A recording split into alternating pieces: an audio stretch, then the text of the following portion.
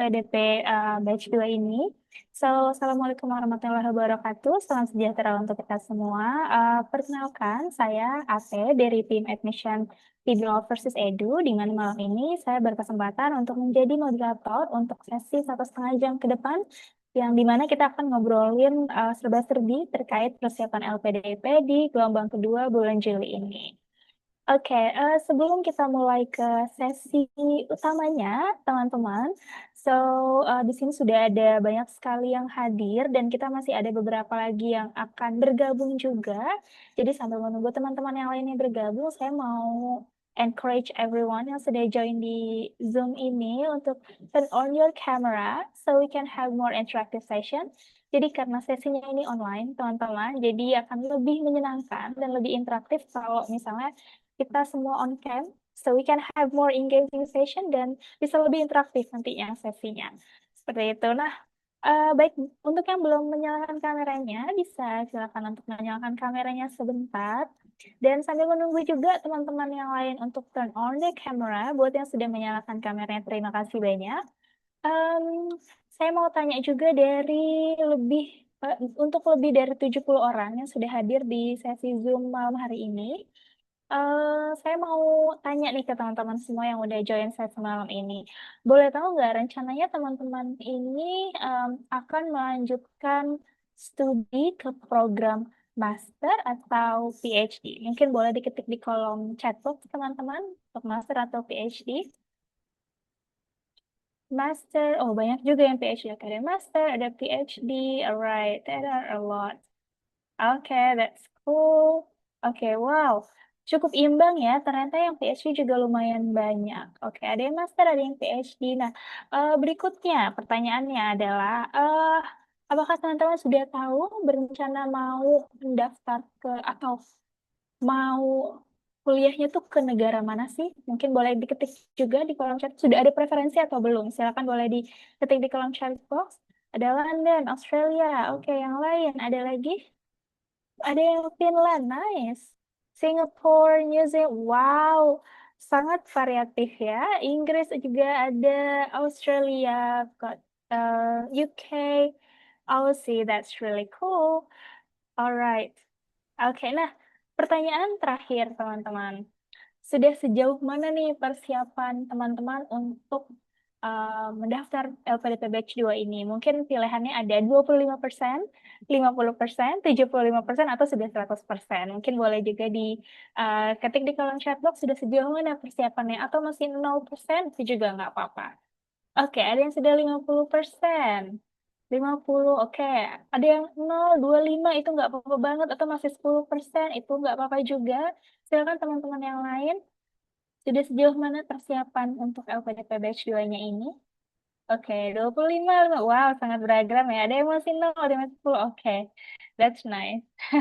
Gak apa-apa, buat yang masih 0, you are in the right place. Karena malam ini kita akan ngobrolin lebih terkait LPDP. Jadi teman-teman yang belum persiapan sama sekali, atau misalnya baru berencana aja nih untuk daftar LPDP-nya misalnya. Nah, kita bisa belajar bareng-bareng di sesi malam ini untuk apa aja sih yang perlu disiapin untuk mendaftar ke LPDP gitu. Nah, sebelumnya teman-teman saya melihat cukup banyak nama yang familiar, tapi saya juga melihat ada banyak nama-nama yang baru nih. Kayaknya mungkin ada yang baru join sesinya Tibra di malam hari ini. So, just just to give you a little bit idea, just in case this is your first time joining our session, I would like to share this um, introduction to you. Jadi buat yang baru pertama kali banget jalan sesinya tiba, I see several new names. Jadi I'm going to introduce you to Tibra in general. So what is Tibra? So in case you're wondering what we do and what kind of services do we have. So basically Tibra is an education consultant, di mana memang fokusnya kita membantu teman-teman untuk mempersiapkan studinya ke luar negeri. And our students mostly ranging from high school students to late 40s, di mana working professionals itu adalah uh, banyak juga dari student Tibra yang sudah bekerja dan usianya tuh udah lebih dari 40 tahun, itu lumayan banyak juga gitu. Jadi buat teman-teman yang masih muda, nah itu jangan, atau misalnya udah memasuki 30 tahunan, itu jangan merasa tua ya, karena tidak ada kata tua dalam belajar. So we can assist you sampai usia lebih dari 40 tahun selama itu masih eligible untuk mendaftar program master atau PhD, we'll be happy to assist you. So our students quite diverse in terms of ages, and these are our main program. So actually, like, our program focus on assisting you guys to apply to the university abroad. Jadi memang programnya didesain khusus buat teman-teman yang ingin mempersiapkan rencana studinya ke luar negeri. So we do have University Pathway. This is our main program.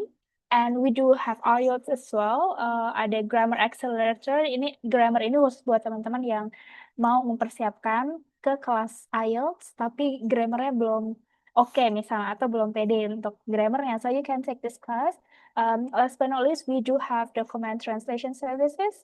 So if you guys need assistance related to translating your documents dengan Swan Translator atau penerjemah tersumpah, itu bisa juga dibantu oleh tim Tibra. So all this program is basically end-to-end service for you. Jadi buat yang ingin persiapan studi abroad itu ada semua di sini gitu. Jadi mau persiapan untuk pendaftaran kampus atau misalnya mau profit essay beasiswa, mock interview, IELTS, document translation semuanya ada gitu. And this is a little bit idea about what is University Pathway. So University Pathway is basically our main program in which focusing on assisting you guys to apply to universities.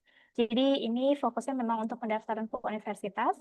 And these are the services that covers. Itu ada dari essay proofreading, lalu kemudian CV review buat teman-teman yang perlu reference letter untuk university application-nya. We will assist you also to review your reference letter as well as research proposal buat teman-teman yang mau ambil PhD. Tadi ada cukup banyak juga ya yang mau ambil PhD. Kita bisa akses juga untuk reviewing research proposalnya. Dan kalau misalnya teman-teman butuh assistance untuk review apa namanya email supervisor, kita bisa akses juga untuk hal tersebut. And then other required documents that you guys need untuk apply ke universities. So basically that is our University Pathway program, and these are several universities that we can assist.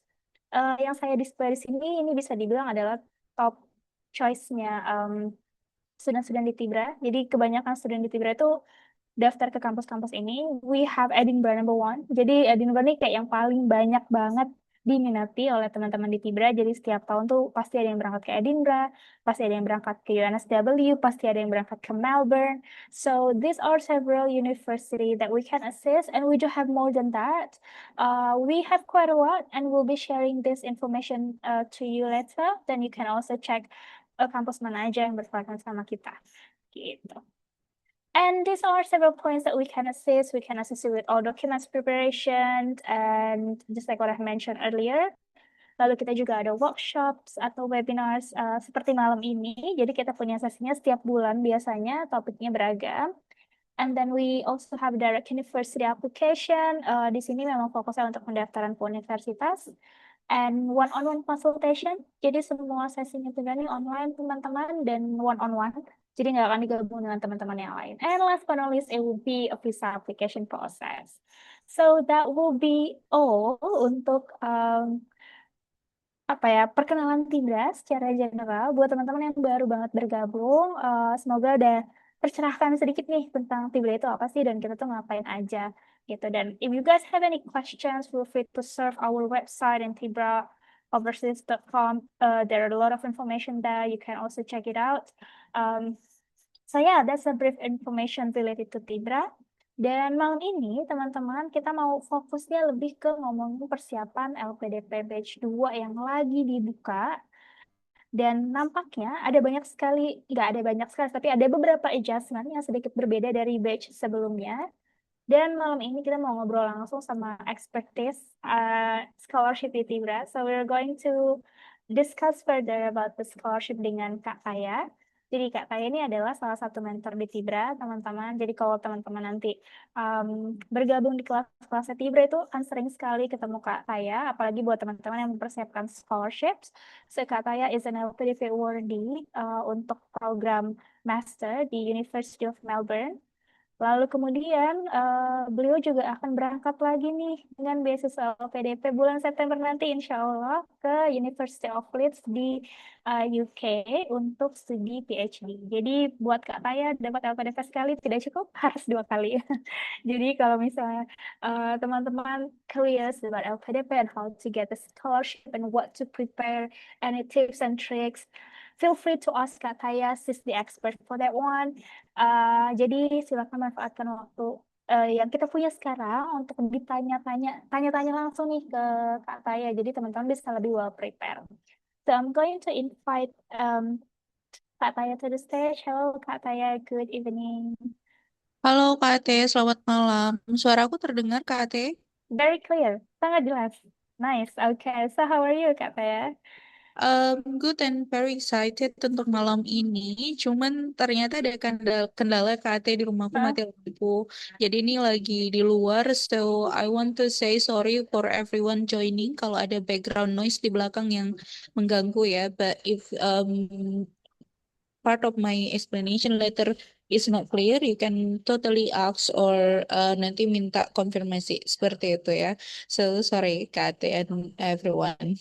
Alright, no worries. Kak Taya suaranya jelas banget kok. Background noise-nya juga tidak terdengar, nggak terlalu kedengaran, jadi nggak masalah. Jadi nampaknya Kak, oh by the way Kak Taya ini tinggal di Lombok ya teman-teman. Jadi jadi mungkin sepertinya Lombok sedang kena pemadaman bergilir ya Kak Taya ya. Jadi so ya, yeah. Tapi suaranya aman kok Kak Taya. So okay, so without further ado Kak Taya, I'm going to give the microphone to you. So time is yours Kak Taya. Siap, thank you Kak Ate. Right, so selamat malam teman-teman semuanya. Tadi Kak Ate sempat memperkenalkan sedikit ya tentang aku. Jadi aku adalah salah satu mentor di Tibra yang 3 tahun ini udah mempunyai student-studentnya Tibra untuk sesi mentoring untuk LPDP, baik itu untuk essay, kemudian juga personal statement atau sekarang namanya itu penilaian diri, kemudian juga research proposal, kemudian juga mock up untuk interview, untuk persiapan substansi. Tapi kalaupun misalnya nanti teman-teman joining dengan Tibra, mungkin ketemu aku juga nih untuk misalnya persiapan beasiswa lain seperti Australia Award Scholarship atau SESGP untuk Sweden atau misalnya untuk Erasmus seperti itu. So I'm everywhere and will meet often seperti itu ya. But tonight specifically aku di sini akan membagikan kepada teman-teman strategis untuk mendaftar ke LPDP terutama di batch kedua 2026 ini. Seperti itu. So a bit of introduction again. Jadi seperti Kak Ate bilang tadi aku dapetin LPDP untuk S2 dan S3. Jadi ini a bit of my background education. Fokusnya sebenarnya kalau sekarang di pembagian LPDP itu berarti masuknya di share seperti itu ya. Karena aku di pendidikan kayak gitu. Jadi di S1 ku aku dari pendidikan bahasa Inggris, English Education di University of Mataram, Universitas Mataram.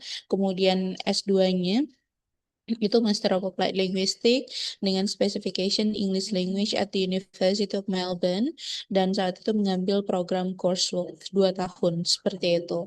And after doing pengabdian sesuai dengan kontrak untuk LPDP, aku mencoba kembali untuk mendaftar untuk program PhD dan saat ini sudah mendapatkan LOA itu dari Leeds University dengan nanti research fokus itu di teacher cognition and education policy reform seperti itu. Jadi kalau tadi banyak teman-teman yang mau daftar untuk S3 ketika Kak Ate nanyain, ini boleh banget kok nanti kalau ada kebingungan terkait dengan S3 untuk pendaftaran LPDP atau hal lain yang berhubungan dengan S3. But also untuk teman-teman yang pengen tahu tentang studi di Australia itu juga nanti bisa kok kita tanyain di Q&A seperti itu ya. So today's agenda kita akan breakdown dulu nanti isinya LPDP, apa aja sih isi dari LPDP, kemudian ada juga PhD Research Proposal untuk teman-teman yang ambil PhD, baru nanti kita ada Q&A at the end, seperti itu. And also I want to encourage everyone, kalau misalnya teman-teman nanti selama presentasi ini ada pertanyaan, boleh banget kok taruh di kolom chat box seperti itu. Nanti kita akan discuss atau nanti bisa raise hand juga selama sesi Q&A. Seperti itu. Oke. Right, so let's move to our first agenda. Kita akan dikit bahas terkait dengan LPDP dulu, some general information. Nah, untuk teman-teman yang mungkin pernah mendaftar atau ini pendaftaran pertamanya di LPDP, pasti tahu dong kalau LPDP selection process itu ada 3 tahapan dari administrasi, seleksi bakat skolastik, dan juga seleksi substansi. Tetapi kalau misalnya teman-teman saat mendaftar sudah memiliki kampus dan memiliki offer letter di situ itu nanti bisa skip salah satu selection proses yakni seleksi bakat skolastiknya seperti itu ya. Nah, kemudian pada pendaftaran LPDP kita diminta untuk menulis 3 essay besar seperti itu: essay kontribusi atau komitmen kembali ke Indonesia, essay yang nanti ada pertanyaan tentang penilaian diri, dan satunya untuk research proposal untuk teman-teman yang memutuskan untuk melanjutkan studi S3 seperti itu ya. Right. Nah, kalau tadi ada ternyata katanya sempat nanya ya, ini persiapannya sudah sejauh mana? Ada yang masih 0%. Ini agak berbahaya nih teman-teman.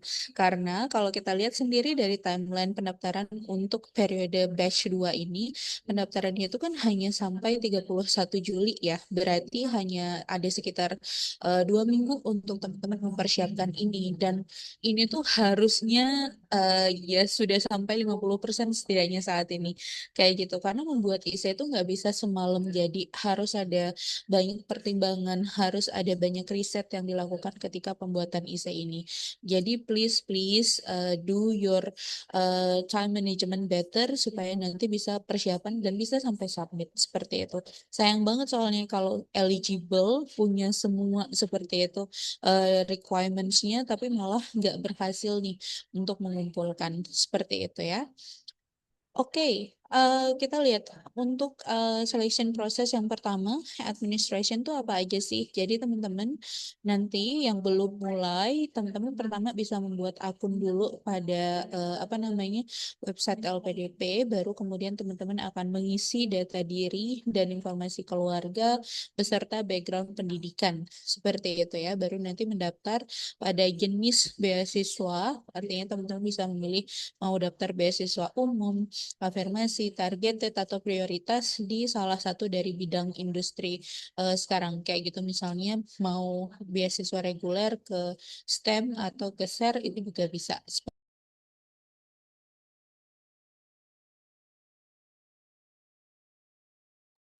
Oke, somehow tadi saya di-mute oleh host ya. Oke, alright, kita lanjut dulu. Jadi setelah nanti teman-teman memilih jenis beasiswanya, teman-teman harus mengisi data pilihan universitinya. Nah, untuk teman-teman yang saat ini belum memiliki LOA, itu harus memilih 3 jurusan di 3 university yang berbeda. Sedangkan untuk teman-teman yang sudah punya LOA, berarti hanya boleh dan bisa memilih satu university dan jurusan sesuai dengan LOA yang teman-teman punya. Kayak gitu ya. Nah, nantinya teman-teman di situ harus mengisi kemudian penilaian diri, kontribusi, kemudian mengupload dokumen-dokumen yang diperlukan seperti ijazah, transkrip, surat rekomendasi, juga LOA untuk teman-teman yang sudah punya. Setelahnya baru teman-teman akan menandatangani di situ surat pernyataan dan melakukan submission untuk menyelesaikan pendaftarannya. Seperti itu.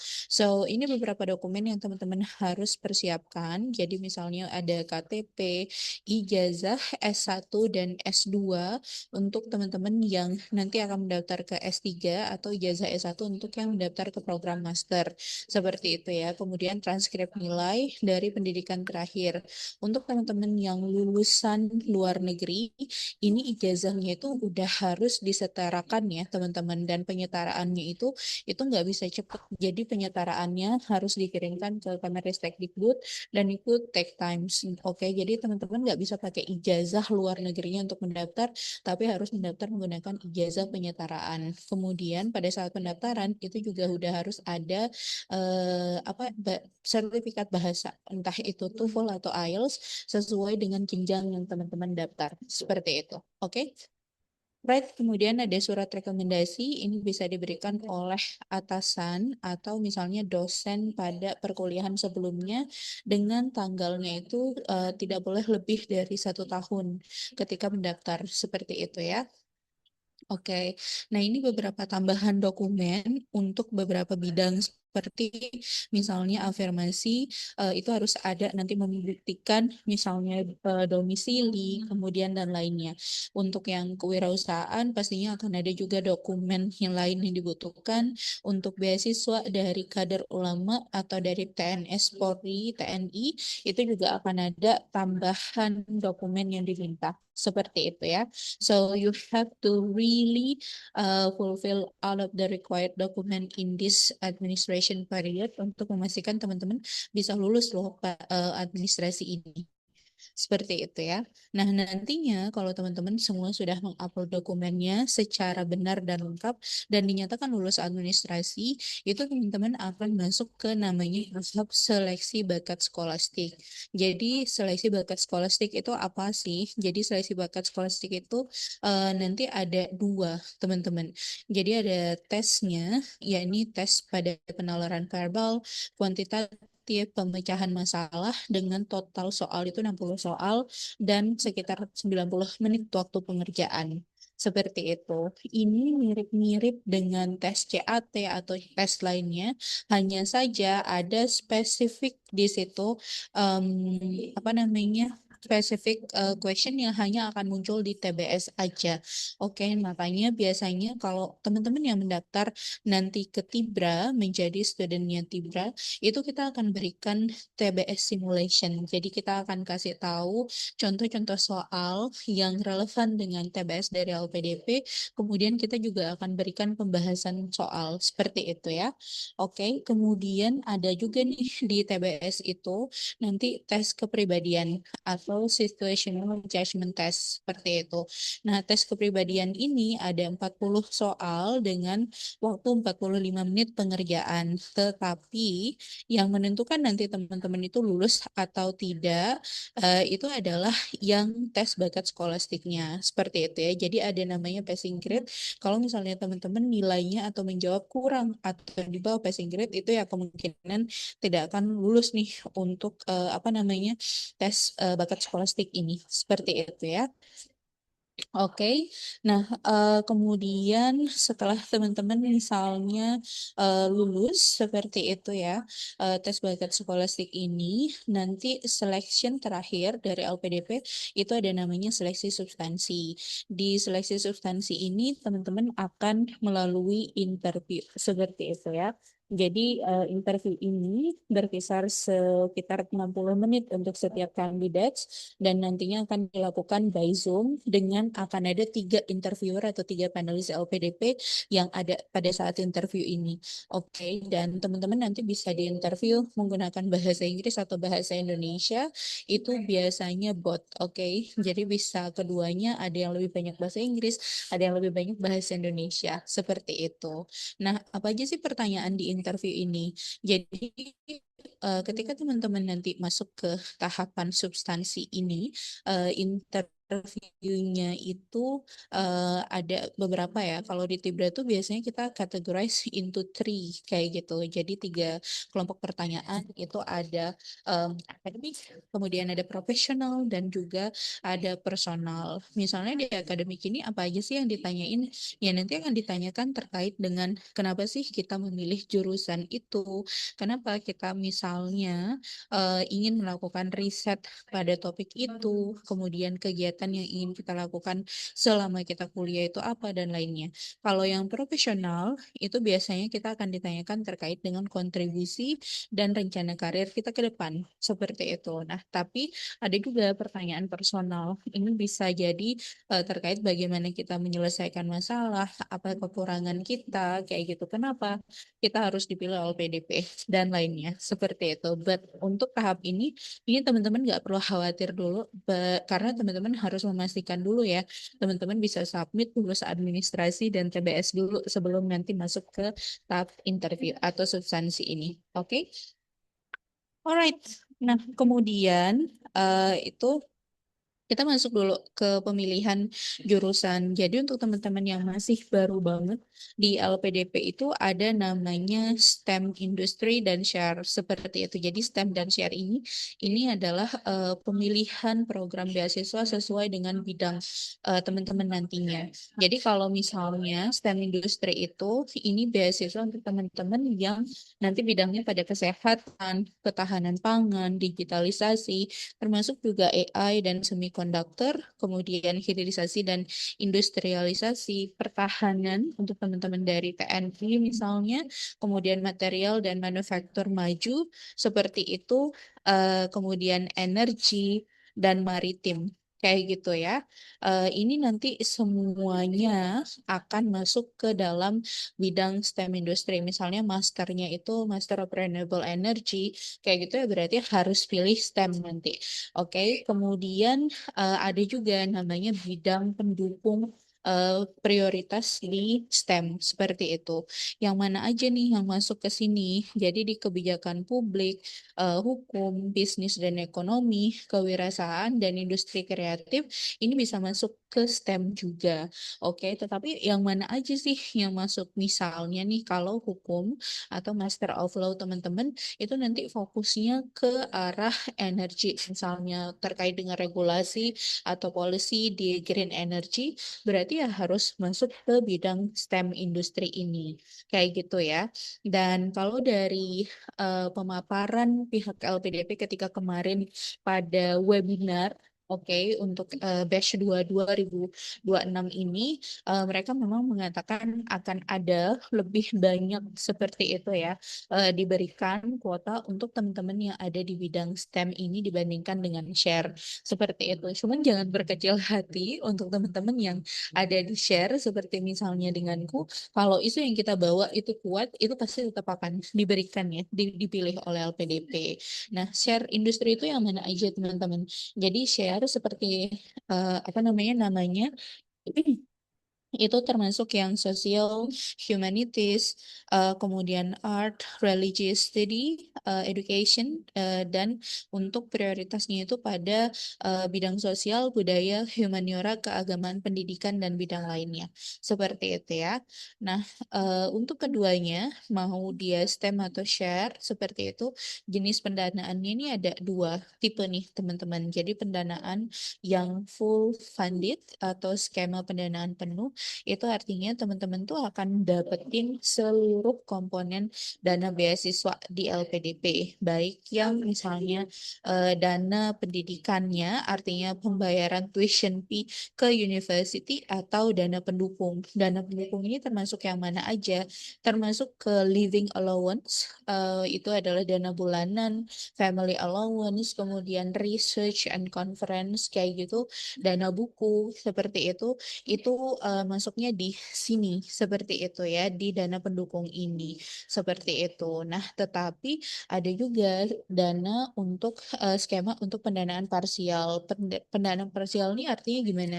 Artinya teman-teman itu nanti bisa memilih kayak gitu salah satu yang dibiayai oleh LPDP dan lainnya itu berarti ditanggung oleh teman-teman seperti itu. Jadi misalnya nih teman-teman ambil STEM tapi untuk parsial. Jadi LPDP nanti akan bisa membiayai salah satunya entah itu tuition fee-nya kayak gitu, kemudian teman-teman yang apa namanya yang menanggung biaya lain selain tuition fee termasuk living allowance dan lainnya, atau teman-teman bisa memilih untuk LPDP membayarkan nih ke teman-teman seperti itu dana pendukungnya seperti living allowance, family allowance, kemudian juga research allowance itu dibayarkan oleh LPDP tapi teman-teman mau membayar tuition fee atau biaya kuliah ke university seperti itu ya.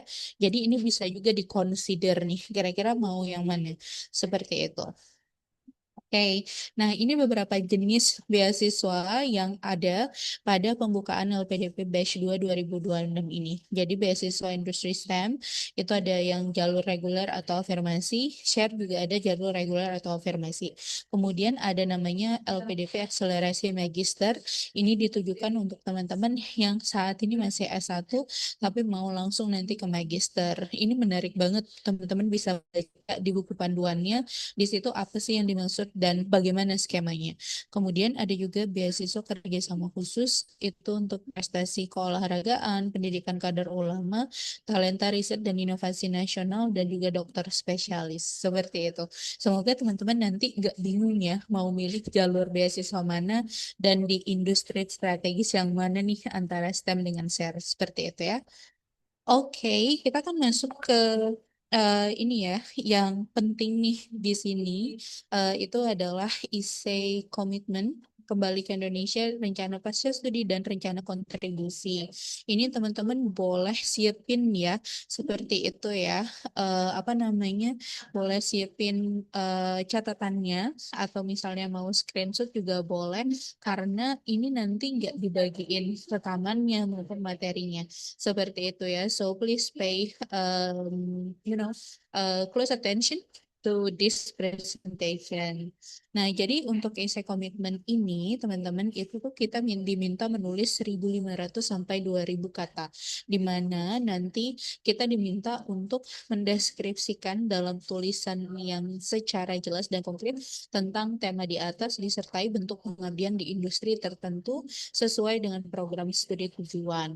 Oke, nah di sini teman-teman diminta untuk mendeskripsikan apa sih program studi yang akan teman-teman ambil dan jelaskan apabila ada keterkaitan dengan salah satu dari bidang industri strategis itu. Contohnya misalnya ke pangan, ke energi, pertahanan, pendidikan atau lainnya. Seperti itu ya.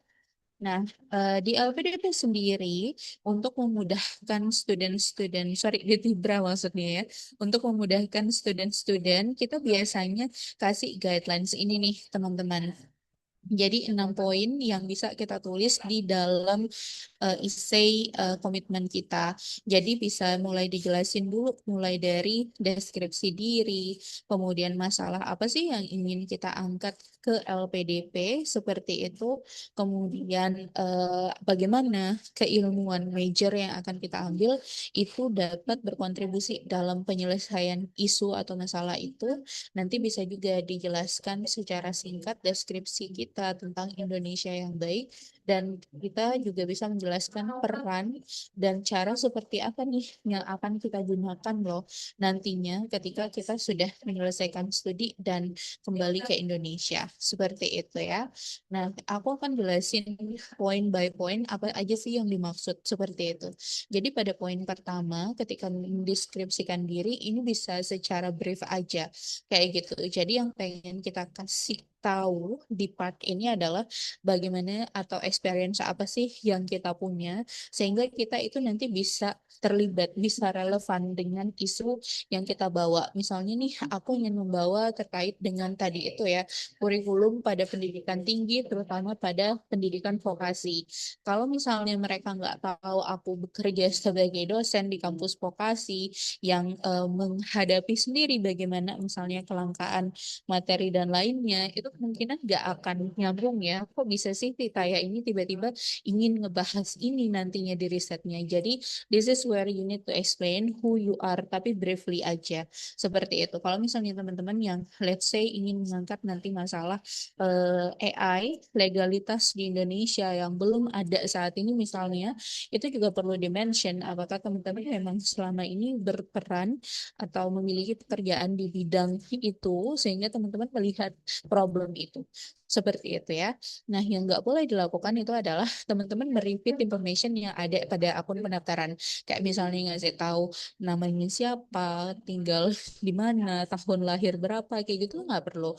Jadi beberapa informasi yang unrelevan dengan isunya, yaitu nggak perlu disebut. Kayak misalnya pernah magang tapi bukan pada bidang itu juga you don't need to mention this in the essay, seperti itu ya.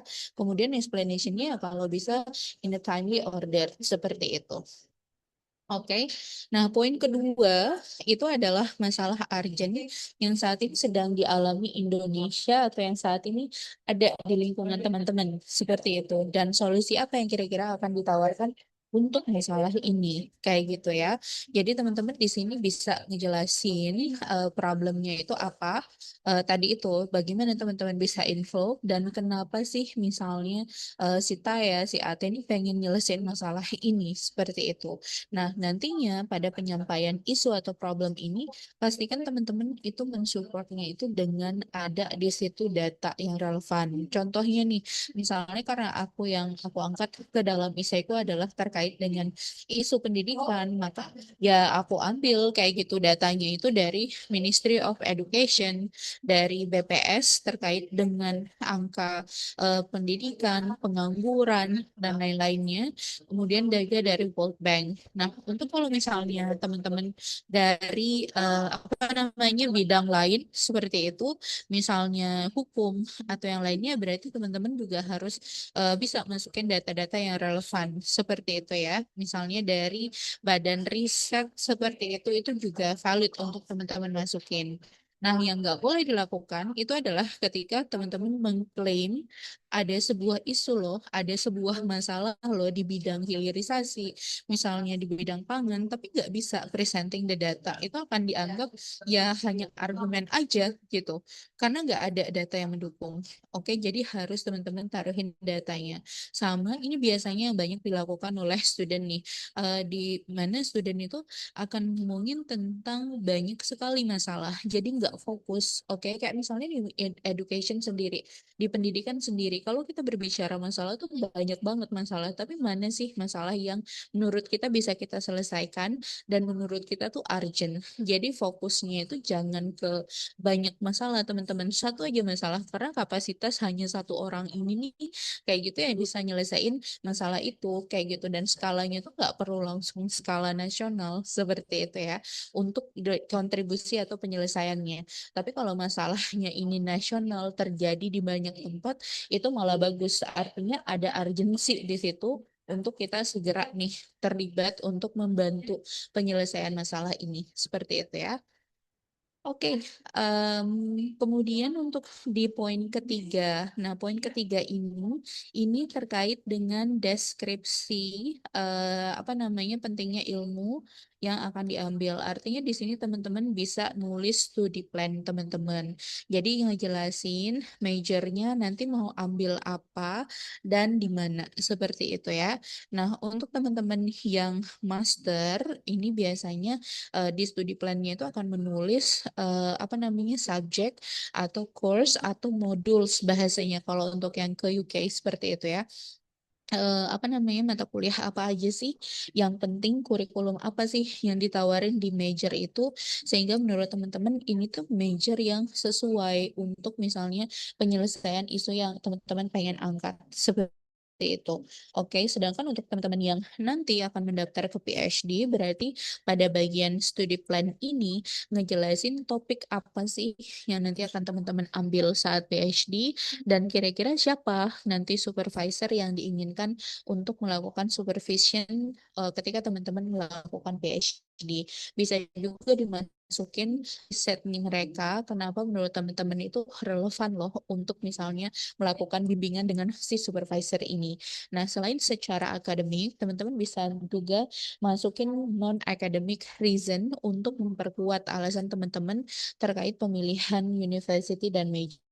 Seperti itu ya. Misalnya teman-teman bisa taruh di sini professional connection yang teman-teman mungkin akan dapatkan nantinya, atau untuk teman-teman yang di bidang engineering itu kan biasanya banyak yang melakukan kegiatan di lab seperti itu. Jadi banyak university punya laboratorium yang hanya ada di situ aja, seperti itu ya. Jadi kalau yang di situ aja, contohnya misalnya kayak di UNSW, itu adalah laboratorium yang terkait dengan smart grid kayak gitu, yang di kampus lain di Australia tuh nggak ada misalnya, dan itu menjadi hal yang kuat untuk teman-teman memilih university itu seperti itu ya.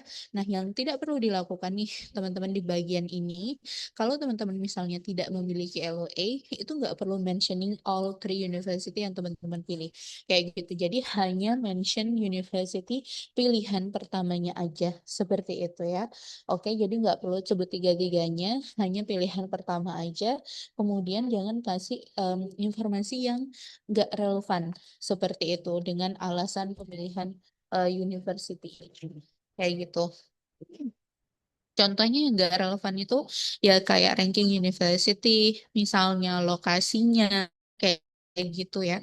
Itu nggak terlalu relevan, lebih kepada pendidikan atau academic reason seperti itu. Oke. Alright, so let's move into point 4. Poin 4 itu deskripsi bagaimana sih Indonesia ideal. Artinya kan kita pengen melakukan kontribusi untuk mencapai sebuah goal ya di Indonesia. Misalnya university yang punya kurikulum yang bagus. Itu yang kita jelasin di sini. Seperti itu ya. Jadi ini pendek aja, nggak perlu tulis lebar-lebar, tapi yang sesuai aja sama apa namanya bidang teman-teman dan goal teman-teman. Seperti itu. Nah, ini part paling penting menurutku selain isu. Jadi terkait dengan rencana kontribusi kita dan peran kita. Di bagian ini, teman-teman harus jelasin secara detail apa sih yang akan teman-teman lakukan setelah menyelesaikan studi dan kembali ke Indonesia untuk teman-teman yang studinya di luar negeri. Kemudian teman-teman juga nanti harus menjelaskan kira-kira posisi atau peran teman-teman tuh apa. Misalnya menjadi manajer, menjadi misalnya staf pada kementerian, seperti itu ya. Itu teman-teman bisa sampai sespesifik itu. Dan nanti di situ dijelasin sebagai staf di kementerian apa yang akan teman-teman lakukan. Nah, pada rencana pengabdiannya teman-teman itu bisa kok ditaruh pada spesifik timeline. Misalnya teman-teman mau bagi nih jadi apa namanya short term plan atau mid term atau long term. Bisa juga ditambahin di situ waktunya. Misalnya yang short term itu adalah rencana pada 1 sampai 2 tahun setelah kembali ke Indonesia, mid termnya itu rencana 3 sampai 5 tahun atau selanjutnya. Seperti itu ya. Nah, teman-teman juga bisa membagi seperti itu menjadi skala. Skalanya itu bisa dari yang kecil dulu. Misalnya di short term itu teman-teman akan melakukan apa namanya kontribusinya kayak gitu di institutionnya dulu seperti itu. Baru nanti kemudian pada skala yang lebih besar misalnya itu ke em, ini ya ke skala yang lebih besar lagi misalnya antar institution kalau misalnya teman-teman ada di kementerian mungkin hanya pada satu kementerian tapi nanti akan ada collaboration seperti itu dengan kementerian lain dengan pihak swasta dan lainnya seperti itu yang penting yang teman-teman harus ingat ketika membuat si rencana kontribusi ini tuh harus realistis dan harus doable. Oke, jadi ketika nanti masuk ke tahap interview dipertanyakan seperti itu ya, bisa nggak sih kamu dengan kapasitas ini melakukan apa yang kamu tulis di sini? Kita harus bisa meyakinkan kalau memang itu bisa seperti itu. Makanya di sini sebaiknya teman-teman itu jangan membuat target yang terlalu ambisius, yang kayak kelihatannya grand banget ya, kayak gitu, kayak besar banget tuh kayak gitu tapi nggak doable kayak nggak mungkin dilakukan oleh si satu orang ini kayak gitu ya makanya yaitu kontribusinya harus realistis dan doable kemudian di sini yang sering aku temukan ketika melakukan mentoring itu banyak yang hanya mentioning aja kontribusinya artinya cuma ngasih tahu oh saya akan melakukan ini ketika kembali tapi nggak ada detail gimana sih cara melakukan itu bagaimana sih keilmuan yang dia pelajari atau riset yang dia lakukan bisa berguna ketika melakukan peran tersebut seperti itu ya. Jadi jangan sampai hanya listing mau lakukan apa, tapi give detail loh, apa kegunaan atau keilmuan yang bisa dipakai. Mention misalnya skill apa dari S2-nya, hasil risetnya kayak gitu ya, akan digunakan untuk ini. Itu di-mention di situ. Oke, if you fail to how to say to mention nanti keilmuannya itu akan dipertanyakan yang ngapain harus belajar misalnya jauh-jauh master degree atau melakukan riset ini kalau nanti dalam rencana kontribusinya itu nggak kepakai seperti itu. Oke, so you need to clearly, obviously, mention how you are going to use your knowledge di situ. Oke, kita masuk ke rencana penilaian diri. Oke, jadi di penilaian diri ini ada beberapa pertanyaan nih teman-teman. Nah, untuk teman-teman yang mungkin ikut batch satu kemarin, itu ada namanya personal statement. Tapi saat ini di batch 2 itu dirubah menjadi penilaian diri. Oke, nah sebenarnya penilaian diri ini nggak baru teman-teman. Di tahun 2023, 2024, 2025, itu memang LPDP selain isi komitmen ada namanya penilaian diri. Yang baru itu malah kemarin ya si personal statement. Tapi untuk yang akan baru daftar juga nggak apa-apa. Ini kita belajar lagi. Jadi ada namanya penilaian diri di dalam nanti portal LPDP yang teman-teman harus isi. Di penilaian diri itu ada beberapa pertanyaan singkat teman-teman. Jadi diminta menyebutkan kekuatan, kemudian kelemahan, kemudian pengalaman yang membanggakan, yang kurang membanggakan, apa hal terakhir yang diajarkan pada diri sendiri, apa kesalahan yang pernah dilakukan, apa tugas di luar ruang lingkup teman-teman yang pernah dilakukan, dan satu hal yang bukan dengan lainnya seperti itu. Nah, ini isainya pendek-pendek nih kayak gitu karena ada banyak pertanyaan, tapi ada beberapa yang harus diketahui ketika menulis ini. Pertama nih teman-teman, ketika menulis strength atau kekuatan ini, nanti teman-teman di dalam akunnya teman-teman akan lihat hanya ada satu baris di situ. Dan satu baris ini hanya bisa diisi oleh 250 karakter. Karakter itu bukan kata ya. Jadi karakter itu adalah alfabet A, B, C, D, kemudian titik, koma, spasi, itu semua karakter. Jadi 250 karakter itu pendek banget tuh, kayak hanya satu kalimat panjang atau dua kalimat pendek. Kayak gitu. Tetapi teman-teman bisa menambah barisnya ini unlimited. Teman-teman mau nambah sampai 10 baris pun nggak apa-apa. Kayak gitu ya. Cuman ya saran aku jangan terlalu banyak juga ditulis kayak buku eh, karakter teman-teman udah kok kayak gitu. Jadi misalnya teman-teman mungkin satu karakter misalnya itu aja udah dua kayak gitu strength-nya. Tapi itu kemudian nanti dijelasin kayak misalnya leadership dalam hal apa kayak gitu ya. Problem solving itu dalam hal apa? Apakah profesional atau secara sosial atau gimana? Kayak gitu. Oke, dan teman-teman pastikan ketika menulis kekuatan ini jangan sampai bohong atau dibuat-buat kayak gitu. Kayak sebenarnya si Taya nggak apa namanya nggak bagus dalam problem solving kayak gitu, atau time managementnya nggak bagus, tapi ditulis di situ. Itu jangan, karena nanti saat interview itu bisa aja ditanyakan nggak benar, itu kelihatan loh kayak gitu. Oke, so please make sure what you say pada bagian ini itu yang sebenarnya kayak gitu. Oke, siap. Kemudian ada weaknesses atau kelemahan.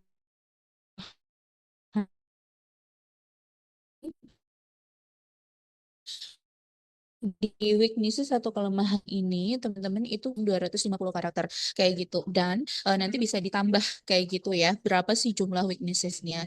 Tetapi kalau saran dari aku yang aku selalu berikan ke student itu adalah bahwa weaknessesnya itu eh sorry, bahwa weaknessesnya itu jangan sampai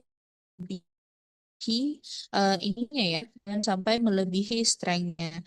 Kalau misalnya tadi kekuatannya kakak-kakak taruh 5, ya berarti tiga atau 4 seperti itu. Oke, jadi jangan sampai nggak boleh kayak gitu. Oke, jadi buat weakness-nya itu lebih sedikit dari si apa namanya strength-nya itu. Oke, nah di Halo Kak weaknesses Taya. Sorry Kak, tadi suaranya agak putus-putus sedikit di bagian yang sebelumnya. yang mana Kak? Yang bagiannya, Kekuatannya. iya, Oke, di weakness juga sama. Tadi ketika bahas ini agak putus-putus gitu Kak. siap. Nggak apa-apa Kak Ate, aku ulang. Sekarang gimana Kak Ate? Ya sekarang udah lebih baik. Udah. Oke, Siap, thank you Kak Ate. Oke, jadi aku ulang sedikit ya kakak-kakak. Dari awal. Oke, jadi salah satu penilaian diri yang paling awal itu diminta untuk mengisi kekuatan atau strength. Kayak gitu ya. Nah, di kekuatan ini nantinya ketika kakak-kakak masuk atau membuat akun LPDP dan lihat ini itu hanya ada satu baris aja di dalam akunnya. Kayak gitu ya. Nah, per baris itu kita hanya bisa menulis 250 karakter kayak gitu. Dan karakter ini itu bukan words tapi melainkan alfabet ABCD titik koma itu masuknya characters kayak gitu. Tetapi kakak-kakak itu bisa menambahkan barisnya unlimited seperti itu. Nah, jadi teman-teman atau kakak-kakak di sini bisa nulis sampai 10, mungkin kekuatan 15 juga nggak apa-apa kayak gitu ya. Tetapi saranku ya jangan sebanyak itu. Oke, jadi buat aja 5 sampai 6 kayak gitu kekuatan kakak-kakak baik secara mungkin sosial profesional seperti itu atau apa namanya personal. Oke. Nah, di sini yang harus kakak-kakak lakukan ya kasih tahu apa sih kekuatannya itu dan berikan kayak gitu contohnya. Misalnya tadi aku kasih contoh problem solver kayak gitu. Tapi itu dalam konteks apa? Profesional kah kayak gitu ya? Itu dijelasin. Oh, saya memiliki kekuatan apa namanya? Karena saya memiliki skill problem solving. Misalnya pada saat bekerja kayak gitu ya. Jadi bisa dijelasin. Misalnya leadership itu dalam konteks apa, dalam hal apa itu bisa dijelasin secara singkat aja. Kayak gitu ya. Oke, udah jelas ya bagian yang ini. Tadi poin pentingnya itu adalah jangan sampai dibuat-buat kayak gitu. Oke, karena nanti salah satu panelis dari LPDP itu ada yang mereka psikolog, entah itu mereka praktisi atau akademisi, tapi biasanya mereka akan nanya ini terkait kekuatan, kelemahan. Jadi kalau teman-teman bohong, dibuat-buat, nggak sebenarnya punya ini, itu akan ketahuan. Jadi yang sesuai dengan menurut teman-teman kekuatannya itu aja apa aja, seperti itu ya. Oke, right, jelas ya. Kak kita bisa move, Kak nggak ada putus-putus lagi ya. Nggak ada batas lagi, Kak. Ya, nggak akan dilanjutkan. Siap, thank you. Oke, sekarang weaknesses. Weaknesses ini juga sama tadi. Jadi pada masing-masing barisnya itu hanya 250 karakter, tapi kita bisa nambahin unlimited juga seperti itu. Nah, saranku untuk teman-teman di sini, weakness-nya itu jangan sampai melebihi jumlah strength atau kekuatannya. Kayak gitu. Kalau misalnya strength-nya tadi 5, berarti weaknesses-nya bisa tulis 2, 3, atau 4. Itu boleh. Seperti itu. Dan di kelemahan yang teman-teman taruh di sini, ini jangan sampai berlawanan nih seperti itu dengan nilai-nilai yang dianut oleh LPDP seperti itu. Misalnya jangan sampai ya kita contohnya weaknesses itu kita pernah breaking the law, melanggar aturan, melakukan misalnya criminalities, activities kayak gitu ya atau bullying dan lain-lainnya. Apa aja sih contoh weakness yang masih bisa aku sendiri taruh weaknessku itu salah satunya adalah time management kayak gitu ya. Aku belum bisa nih memanage time dengan baik kayak gitu. Aku berikan contoh pada pekerjaan seperti itu. Kemudian juga aku berikan weakness itu salah satunya I'm really ini ya Kak.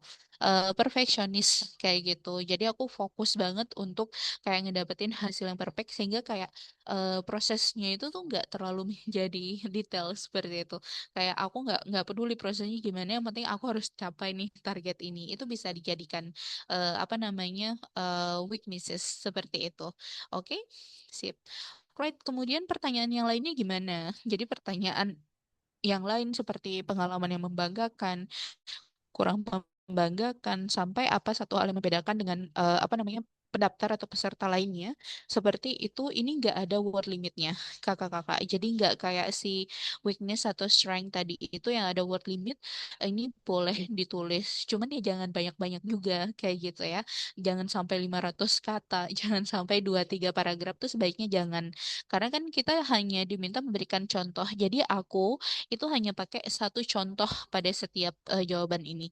Misalnya apa sih satu pengalaman yang membanggakan, apa satu pengalaman yang kurang membanggakan, apa hal terakhir yang pernah aku ajarkan pada diriku, dan lainnya.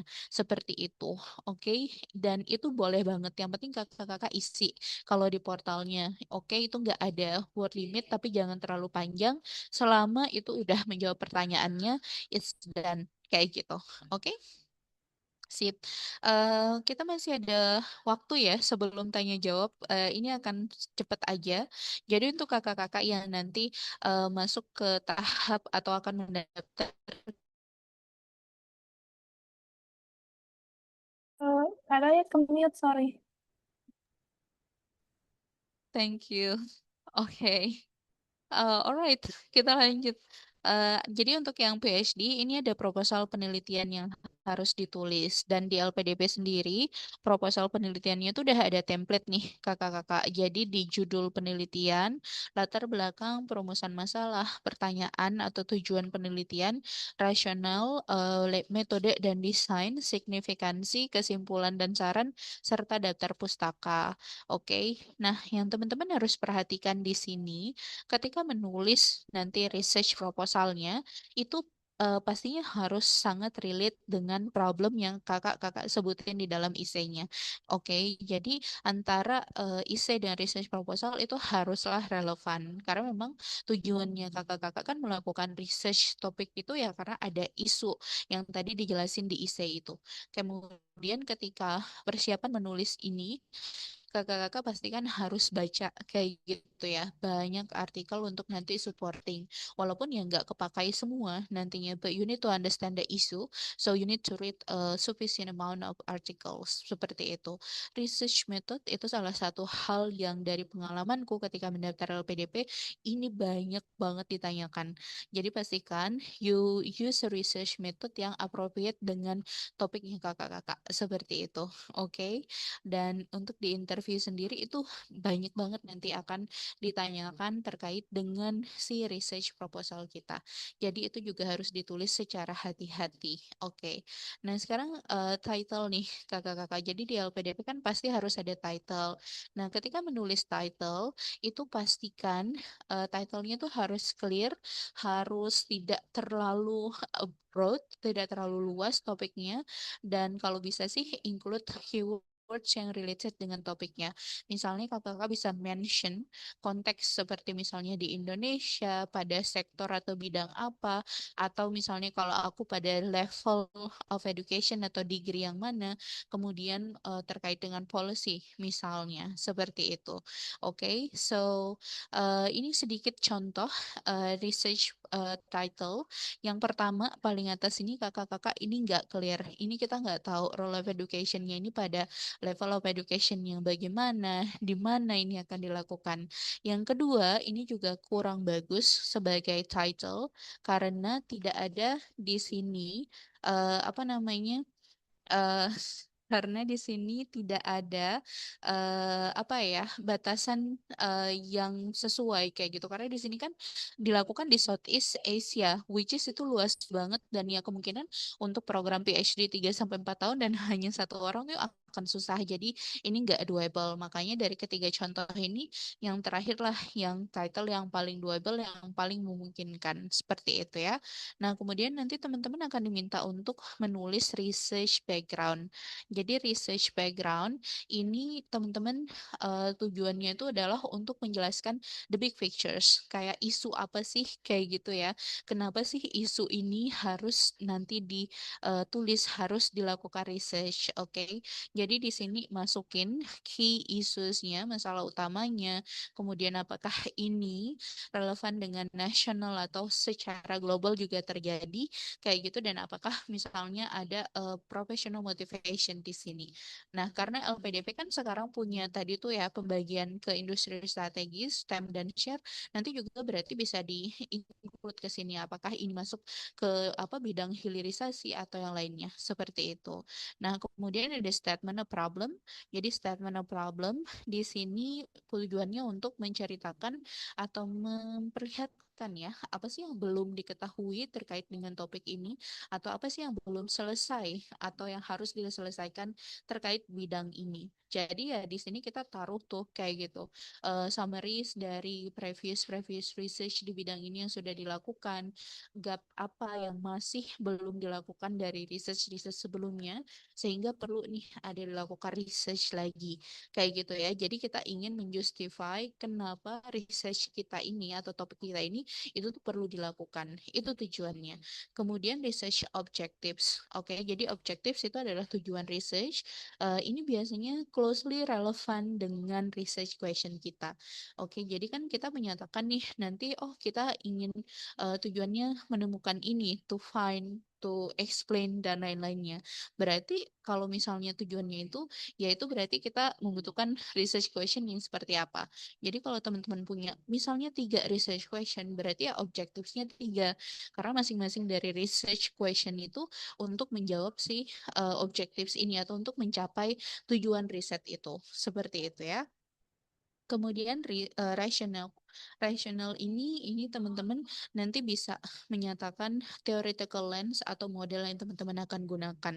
Contohnya nih di aku pakai itu adalah teacher cognition seperti itu di mana nanti ada aspek dari sociocultural di mana teacher itu bekerja yang mempengaruhi cognition mereka. Itu dijelasin di sini. Oke, kalau misalnya teman-teman ada hipotesis nih kayak gitu ya, itu juga tempatnya tuh di sini. Oke, jadi teman-teman jelasin kalau itu bekerja bagaimana atau bagaimana misalnya nanti kalau ketika hipotesis pada riset teman-teman itu tidak misalnya berhasil seperti itu ya. Kemudian research methods ini sangat-sangat penting. Teman-teman jelasin kira-kira di dalam researchnya teman-teman itu nanti data collectionnya akan dilakukan seperti apa. Kayak gitu ya. Apakah misalnya secara kualitatif, secara kuantitatif atau teman-teman mau pakai keduanya nih mixed method. Kemudian jelasin siapa aja partisipannya, apa tools yang akan teman-teman gunakan, apakah misalnya pengambilan datanya melalui interview, survei, dokumen analisis, atau nanti mungkin data collections yang lain. Seperti itu. Jelasin juga bagaimana teman-teman berencana untuk mengolah data itu. Jadi analisis plan-nya, apakah misalnya coding, thematic analysis, statistical modeling, pakai SPSS misalnya, itu semua dijelasin di sini. Nah, di bagian ini teman-teman juga bisa tambahin timeline dari researchnya. Misalnya tahun pertama itu lebih banyak misalnya melakukan penulisan literatur review, baru kemudian ada nanti ethics dulu yang dilakukan untuk berhasil nih misalnya apa namanya lulus pada tahun pertama sebelum nanti tahun kedua pengambilan data, tahun ketiga mengapain. Jadi bisa masukin di situ research timeline-nya di research methodology. Oke. Significance ini adalah di mana atau kemana nantinya teman-teman risetnya itu bisa berkontribusi. Kalau aku sendiri, aku menambahkan di situ secara teori, theoretical significance, misalnya dari researchku itu kemana, kayak gitu ya. Kemudian secara praktikal, jika misalnya aku berhasil kayak gitu melakukan riset ini, itu aku akan apa namanya, aku akan diberikan, sorry, aku akan memberi impact kayak gitu secara praktik kemana seperti itu kan karena aku mengambil topiknya itu ada kaitannya dengan kurikulum reform jadi ya berarti bisa informing policy terkait dengan education dan lainnya seperti itu ya teman-teman nanti bisa mention di sini apakah misalnya researchnya teman-teman itu bisa berguna untuk bidang dan recommendation pada bagian conclusion teman men-summarize ya kenapa researchnya penting seperti itu nanti suggestionnya kenapa atau bagaimana nanti ke depannya researchnya teman-teman itu bisa digunakan bisa dikembangkan seperti itu terakhir ini adalah bibliografi jadi bibliografi atau daftar pustaka yang teman-teman harus ingat di sini teman-teman nanti bisa memilih mau pakai format apa dan kalau misalnya sudah memilih format itu pastikan teman-teman nggak beda-beda nih formatnya antara daftar pustaka pertama sampai terakhir kayak gitu ya. Dan kalau aku sendiri, aku nggak pakai banyak daftar pustaka teman-teman karena kan daftar pustaka ini masuk ke 2000 kata itu ya. Jadi kalau kita nulis atau pakai terlalu banyak seperti itu daftar pustaka, itu akan mengambil space untuk yang lainnya. Jadi kalau nggak salah daftar pustakaku ada hanya sekitar 10 riset aja kalau nggak salah seperti itu ya. Jadi nggak terlalu banyak, tetapi hanya yang penting-penting aja kayak gitu. Oke, so this is a personal reflection untuk mengakhiri sesi ini. Jadi ketika dulu daftar master, aku banyak melakukan ini ya, aku menambah banyak pengalaman organisasi, meriset masalah secara jelas dan juga latihan interview. Tapi untuk pada pendaftaran S3 ini, karena apa ketika di batch satu ketika aku daftar itu failed itu karena aku nggak menyangka bahwa pertanyaan terkait dengan riset itu akan sebanyak itu. Jadi kalau dari pengalamanku pendaftar untuk beasiswa dokter ini 80% pertanyaan itu apa namanya terkait dengan risetnya. Jadi banyak banget dikuliti lah kayak gitu ya terkait research method, nanti partisipannya kayak gitu research atau data analisisnya gimana kayak gitu. Dan karena memang tujuanku adalah ke luar negeri, kemudian juga memang bidangku adalah di bidang bahasa Inggris, aku dapat tuh 80% pertanyaannya in English. Tapi tenang aja, banyak juga kok student-student kandidat mau master dan apa namanya doctoral candidates untuk ke luar negeri yang dapat pertanyaannya itu dalam bahasa Indonesia kebanyakan seperti itu ya. Dan risetnya tadi itu harus doable dan kita udah harus banyak belajar lah kayak gitu. Kemudian banyak juga yang mau daftar PhD tapi kayak masih khawatir karena publikasinya nggak banyak. Itu nggak perlu khawatir teman-teman. Oke, so publikasi yang sedikit nggak apa-apa tapi relevan itu udah oke. Oke, so I think that's it Kak Ate. Untuk presentasinya kita punya waktu 20 menitan ya untuk tanya jawab. Semoga nanti cukup nih Kak Ate. So thank you everyone. Aku akan kembalikan ke Kak Ate. Thank you so much, Kak Taya. That was a very insightful session. Kompleks sekali informasi yang disampaikan dan pertanyaannya juga banyak banget yang di chat box. But I have answered several of the questions. Oke Kak, mungkin aku sebelum mulai ke Kak Rida, aku mau masuk ke yang ada di chat box dulu satu pertanyaan. Wow, that's quite a lot. Oke, aku mau masuk dulu nih ke pertanyaan dari yang ada di chat box. I have filtered that out. I'm going to start from the question dari uh, uh, uh, sebentar Kak ya. Oke, ini untuk teman-teman yang mau bertanya terkait reference letter karena cukup banyak nih Kak yang tanya tentang reference letter. So I'm going to start with that one. Yang pertama, Kak Taya, apabila profesinya sebagai ASN dan sudah diberikan surat rekomendasi oleh atasan eselon 2, apakah perlu surat rekomendasi dari eselon 2 bidang SDM kembali atau cukup dari yang sebelumnya saja? Itu yang pertama. Thank you Kak. Untuk ini setahu aku cukup dari eselon 2 aja ya Kak, tanpa ada kayak double recommendation dari yang lainnya. Tapi ini perlu lagi dicek ke guidelines-nya untuk khusus program yang untuk PNS, TNI Polri kayak gitu. Kalau tidak ada perubahan dari tahun sebelumnya, ya berarti hanya satu. Karena memang surat rekomendasi itu hanya diminta satu aja sih kayak gitu Kak. Oke, oke. Next question, Kak Taya. Oh, apakah ada template khusus untuk reference letter? Kak Taya ini banyak yang tanya juga. Plus, kalau misalnya kita mau daftar universitas di atau LPDP dalam negeri, apakah bisa kalau surat referensi itu dalam bahasa Inggris gitu? Karena misalnya atasan kita bukan orang Indonesia misalnya. Boleh Kak. Jadi ini perlu dicek lagi ya. Eh, aku sepertinya miss untuk reference letter pada batch kedua ini. Jadi aku nggak bisa memastikan teman-teman. Cuman pada tahun sebelumnya tuh reference letter itu tidak ada template-nya. Kayak gitu. Yang jelas di situ perlu ada keterangan itu siapa, kemudian tanda tangan beserta tanggalnya. Karena pada keterangan surat rekomendasi itu yang disita keterangannya itu adalah bahwa surat rekomendasinya itu harus diberikan seperti itu tidak boleh lebih dari 1 tahun sejak tanggal diterbitkan surat rekomendasi itu. kayak gitu ya. Tapi terkait dengan template, ini ada pernah pendaftaran LPDP yang ada template-nya, tapi ada juga yang tidak ada. Jadi kakak-kakak bisa pastikan di guidebooks-nya seperti itu untuk batch 2 ini ada template atau tidak. Untuk bahasanya sendiri, itu mau pakai bahasa Inggris juga nggak apa-apa. So, fine. Asalkan kalau misalnya ada template, ya sesuai dengan template-nya. Kayak gitu ya, Kak. Alright, thank you Kak Taya. Nah, buat teman-teman, untuk buku panduannya tadi udah saya share di chat box, jadi bisa dicek aja. I have checked actually. Sebenarnya nggak ada ketentuan khusus, tapi just to clarify aja tadi yang seperti di-mention Kak Taya, untuk emphasize-nya adalah harus make sure bahwa ada tanggal di dalamnya dan valid dalam 1 tahun, plus kop surat ya Kak Taya. Biasa diminta pakai kop surat juga. Gitu. Thank you Kak Taya. Nah, mungkin kita sekarang mau ke Kak Rida dulu yang sudah respon. Silakan Kak Rida. Terima kasih Kak Ate dan Kak Taya. Maaf tadi aku baru ini nih Kak telat gitu dalam ininya tadi. Kak Taya aku pernah ini nih kalau Kak Taya ingat aku pernah coba one on one session juga sama Kak Taya terkait apa namanya? Sorry aku nggak bisa on cam ya soalnya aku lagi nggak pakai hijab baru banget sampai rumah. Jadi Kataya sebelumnya aku pernah coba one on one session sama Kataya. Jadi judul riset aku mau FYI aku mau daftar untuk beasiswa S3 di Australia. Kemarin itu sempat coba AAS sama Manaki tapi gagal.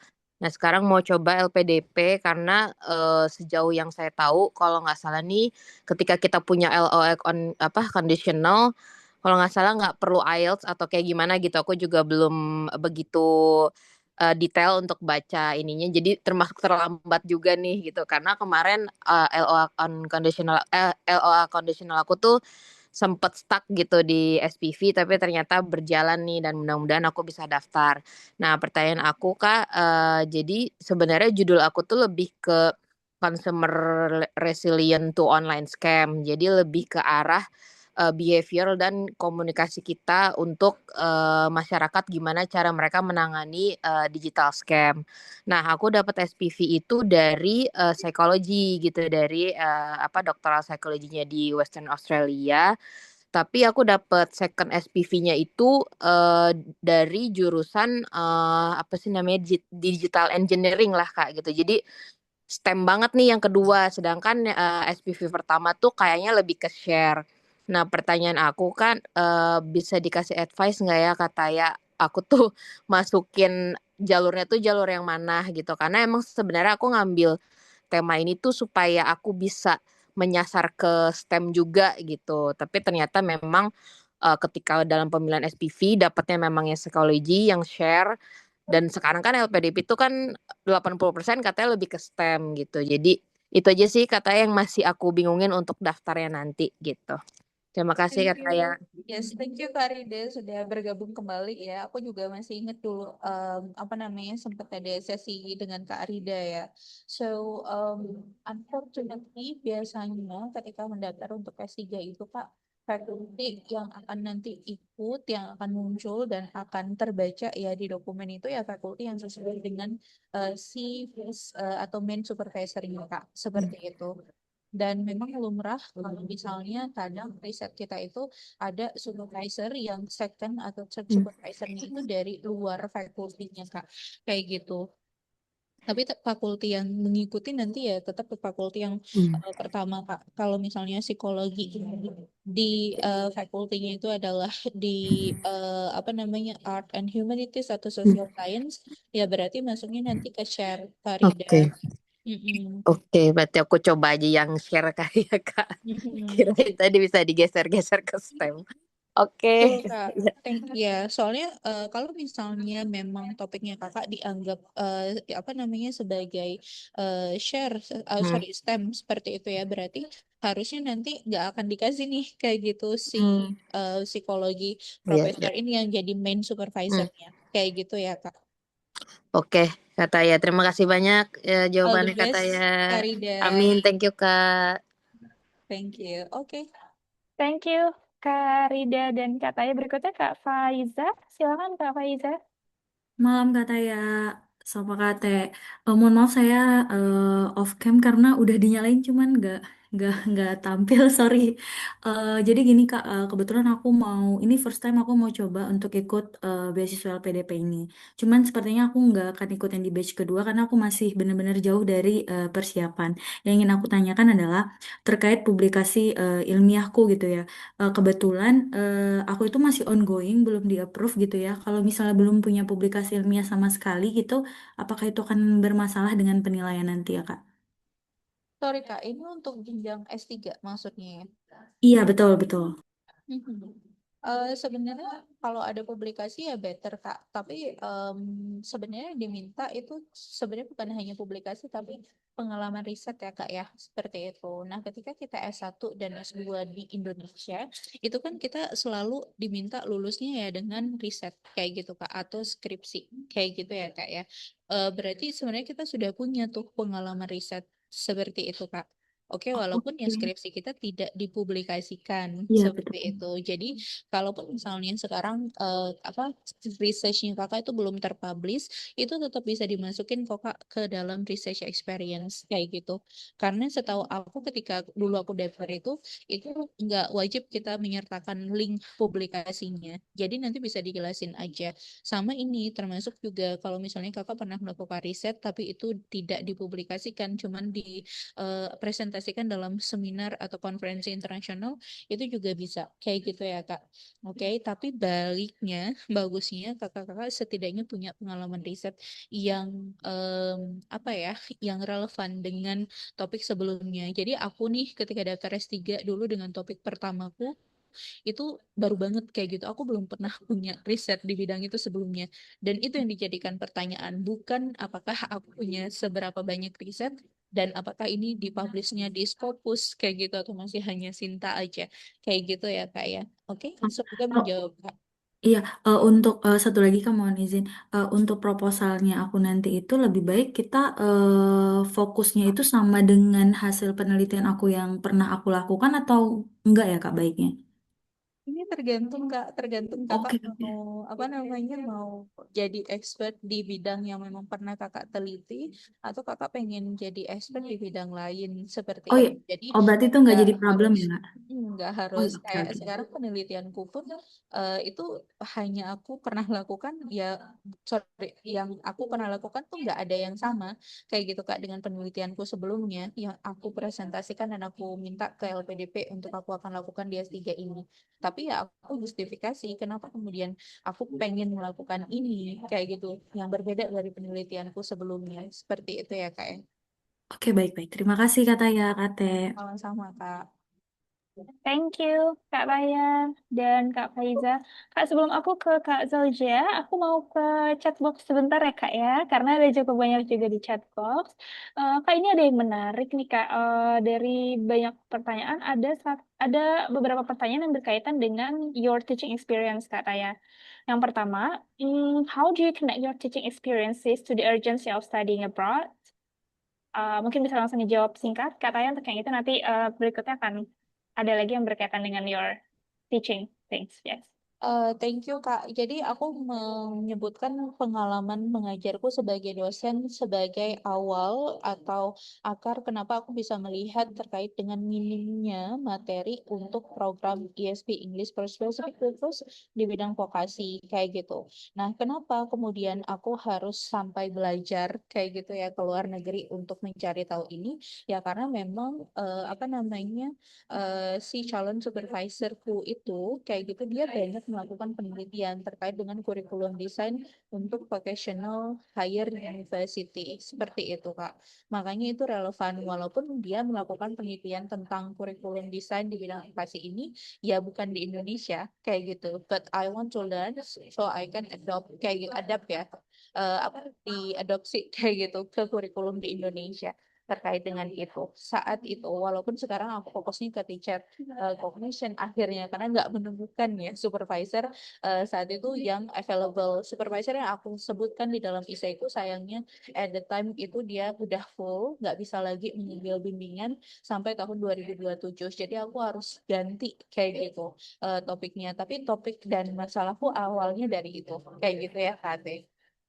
Alright, berarti tetap ada ya Kak ya, korelasi urgensinya sama ini Kak. Tadi ada yang tanya juga, kalau profesinya sebagai dosen, apakah topik disertasinya harus ada keterkaitannya dengan prodi yang kita ajar? Misalnya, misal dosen herbal, namun disertasi ingin melanjutkan dan mendalami dari riset S2, yaitu terkait diagnostik pada penyakit tropis. Apakah disarankan atau sebaiknya bagaimana gitu Kak?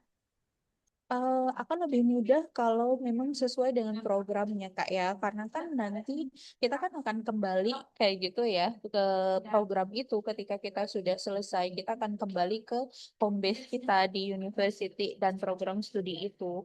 Oke, kecuali misalnya memang kita ingin pada program studi itu nanti membuka kayak mata kuliah baru sesuai dengan bidang atau topik kita, ya nggak apa-apa kayak gitu Kak. Seperti itu. Cuman menurutku akan lebih mudah kalau riset yang kakak-kakak akan lakukan ini ya sesuai dengan program studi, kemudian juga apa yang sedang diajarkan di kampus. Karena nantinya akan kembali kan kayak gitu ke university. Kecuali kakak-kakak pengen pindah kayak gitu ya ke kampus atau university lain misalnya seperti itu, ya berarti kemungkinan akan ada perbedaan seperti itu. Tapi kalau dalam case itu sendiri Kak, karena aku akan kembali karena akar masalah yang aku angkat adalah yang aku temukan di kampusku, kayak gitu sehingga aku akan belajar mengenai hal tertentu dan akan aku gunakan tuh nantinya untuk menyelesaikan masalah ya yang aku temukan pada institusiku tadi kayak gitu Kak Ate. Alright, thank you Kak Kaya. Baik, kalau gitu aku langsung ke Kak Zauzia. Silakan Kak Zia. Okay, am I audible? Yes. Hey, good evening Kak Taya dan Kak Ate. Sebenarnya ini kita berkaitan ya Kak, karena aku juga lulusan bahasa asing terapan, jadi mau lanjut di Australia untuk program master linguistik terapan juga. Jadi goals aku memang dari awal itu pengen jadi dosen Kak. Ini sebenarnya berawal dari eh, di kampusku Undip. Itu D4 bahasa asing terapan itu termasuknya sebagai prodi yang masih baru, dan ketika aku amatin itu ternyata dosen-dosen di prodi aku itu tidak semuanya lulusan applied linguistics. Jadi ada beberapa dosen itu yang masih asalnya tuh dari linguistik murni. Nah, padahal kan kebutuhan untuk D4 bahasa asing terapan itu sendiri kan harusnya dosen yang idealnya dosen yang emang ada pengalaman di bidang applied linguistics. Jadi aku awalnya berasal dari situ dan hanya ingin memutuskan untuk daftar LPDP.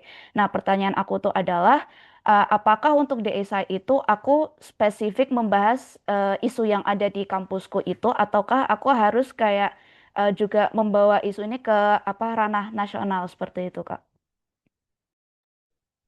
Thank you Kak.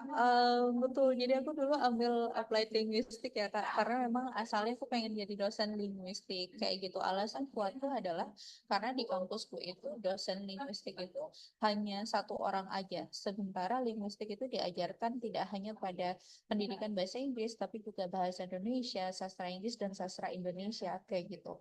Jadi alasan kuatnya karena sumber daya kayak gitu untuk dosen linguistik saat itu masih hanya sedikit.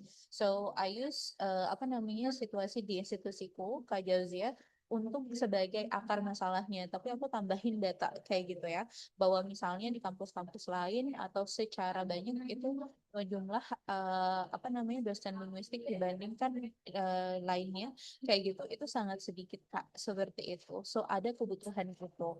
Ya aku jelaskan kenapa linguistik itu menjadi salah satu bidang kayak gitu yang harus tetap ada diajarkan seperti itu Kak.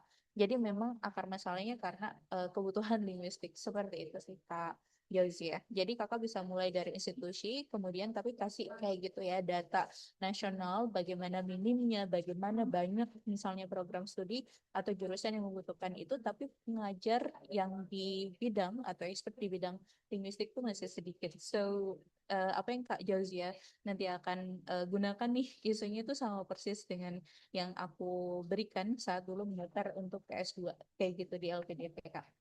Oke, Kak, aku ada satu pertanyaan lagi. Jadi, untuk sebagai dosen ini, apakah kayak aku harus menyertakan selama menjadi dosen ini, misalnya goalsnya untuk 3 tahun pertama seperti ini, lalu kemudian berikutnya apa gitu, apakah kayak harus dijelaskan dengan detail seperti itu, Kak? Betul Kak. seperti itu bisa dijelaskan. Nah, tapi kakak-kakak kalau misalnya yang saat ini bertugas sebagai dosen atau nanti ingin jadi dosen bisa juga dibagi ke rencananya itu sesuai dengan Tridharma perguruan tinggi kayak gitu. Jadi sebagai dosen itu kan kita ada tugas ya Tridharma itu pendidikan, pengabdian kepada masyarakat seperti itu sama penelitian kayak gitu. Jadi untuk yang pendaftaran S3 ini rencana kontribusiku tuh aku bagi sesuai dengan apa namanya itu. Jadi misalnya pada tahun atau lini masa 1 sampai 3 tahun kayak gitu setelah selesai studi di bagian pendidikan tuh aku akan melakukan apa aja di penelitian, aku akan lakukan apa aja di pengabdian itu aku akan lakukan apa aja. Jadi itu bisa kayak gitu Kak. I see, Kak. Oke, thank you so much. Thank you. Thank you Kak Zia. Nah mungkin aku masuk ke Kak Zahran dulu kali ya. Silakan Kak Zahran. Boleh di turn on kameranya Kak Zahran? Halo, kameraku kelihatan nggak? Yes, sudah masuk. Thank you Kak. Oke. Selamat malam Kak Taya. Aku mau tanya untuk esai. Jadi for konteks aku baru lulus S1 dan mau coba daftar S2 Master. Terus di esai yang kontribusi itu aku ada 2 pertanyaan. Pertama, sebenarnya untuk kampus yang dipilih itu kan 3 ya sebenarnya kalau dari website. Tapi untuk di esai itu sebaiknya itu berapa? Karena aku sebenarnya udah coba ngedraft dan aku kan cukup spesifik atau cukup detail untuk mention kayak profesor yang pengen aku ajak bicara atau misalkan proyek-proyek atau mata kuliah yang sekiranya aku pengen ambil nanti, mau itu matkul pilihan atau matkul wajibnya mereka. Dan itu kira-kira baiknya berapa? Karena sejujurnya aku baru mention satu kampus tuh udah cukup banyak, udah hampir exceed 1.800 word gitu. Terus yang kedua, tadi kan kakak mention juga untuk don't too ambitious buat di mimpinya ya gitu ya, atau di contribution. Tapi eh, nah aku tuh bikin si jangka waktu kontribusi itu detail as in aku mention tahunnya juga Kak. Misalkan 2 tahun setelah lulus aku mau ini, 15 tahun setelah lulus aku mau ini, terus 20 tahun setelah lulus aku mau ini.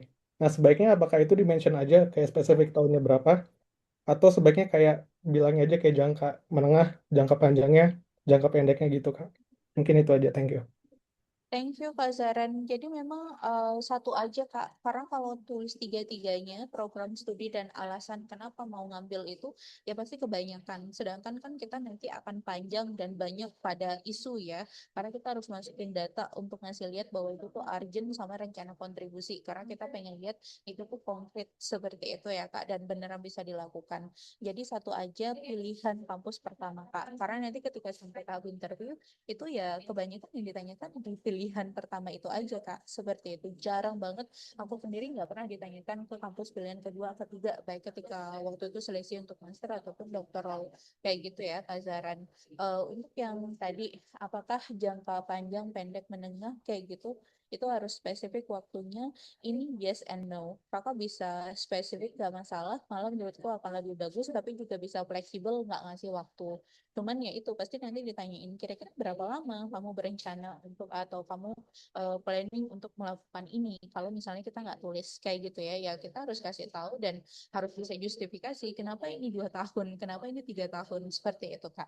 Oke, jadi di awal ya nggak apa-apa. Harus kalau mau lebih jelas lagi ya tulis kayak gitu. Oke, cuman perlu diingat teman-teman, LPDP itu nggak perlu pengabdian kita sampai puluhan tahun.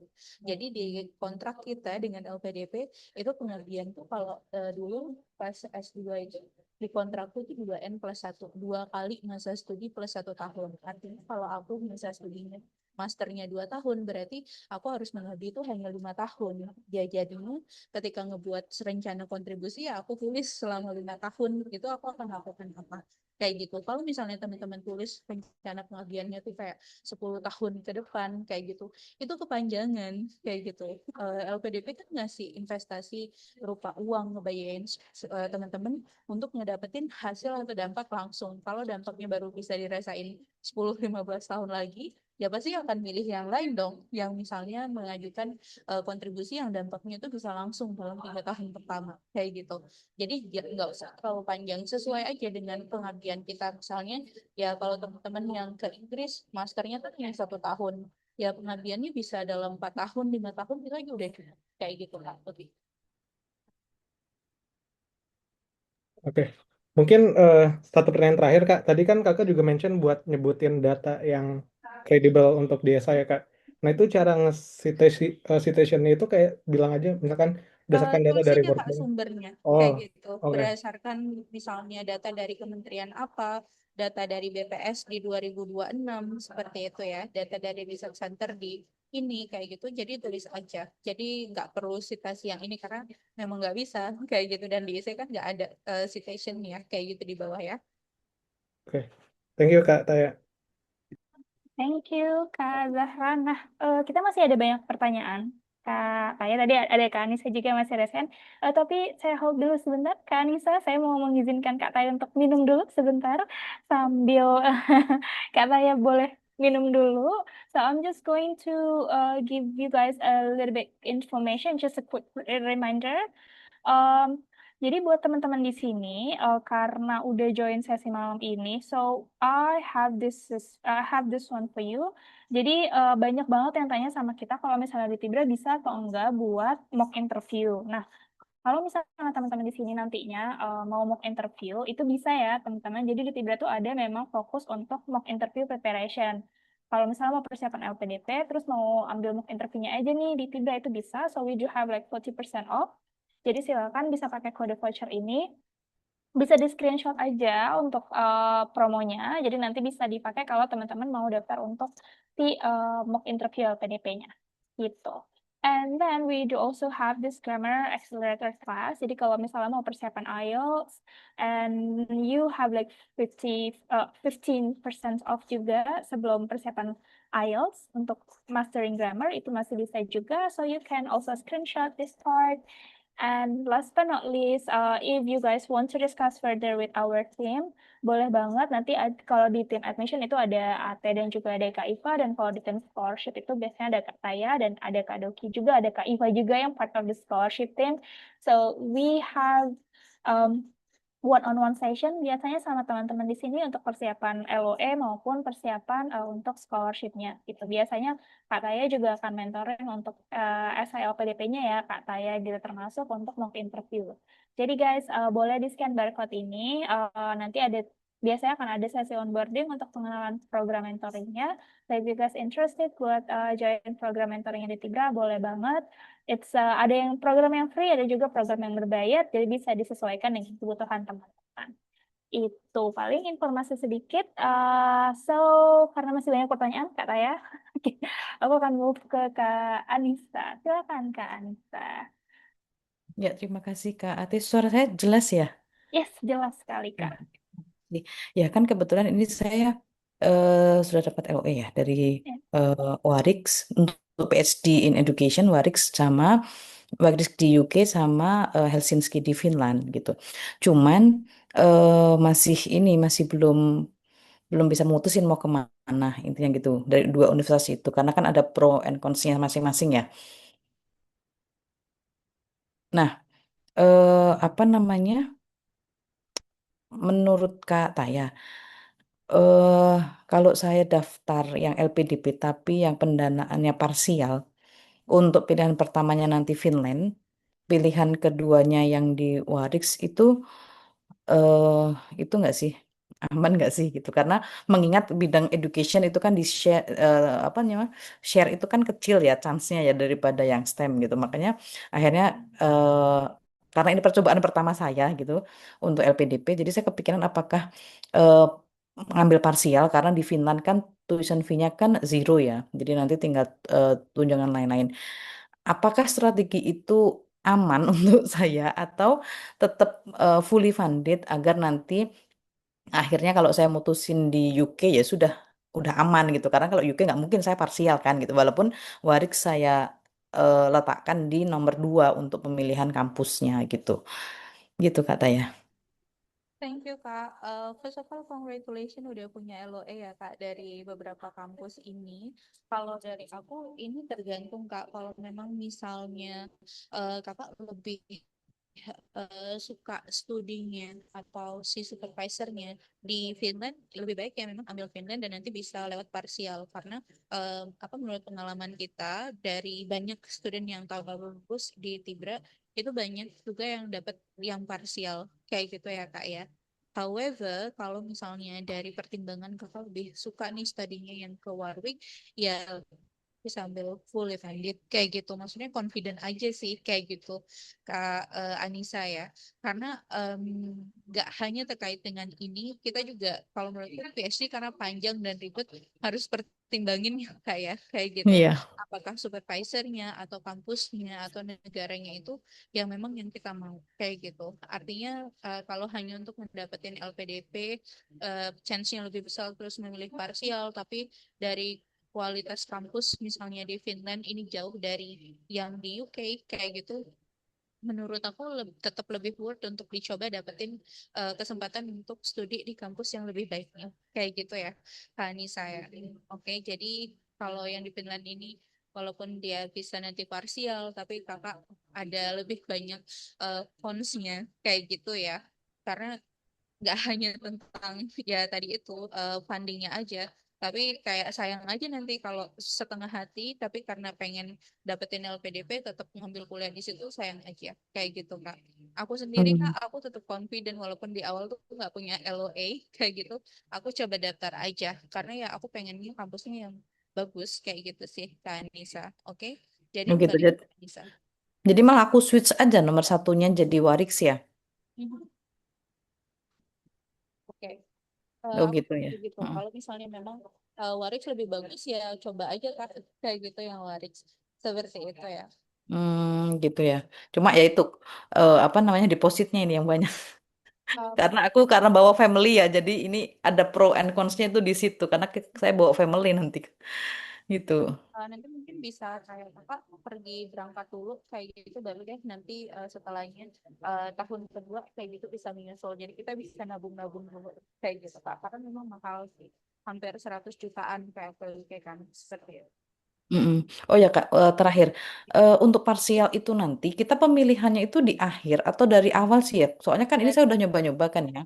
awal kalau nggak salah Kak, dari awal kita udah bisa seperti itu. Oh Parsial. karena ini saya masih melengkapi data ya, kok kayak nggak ada pilihan parsial atau fully funded gitu kayaknya.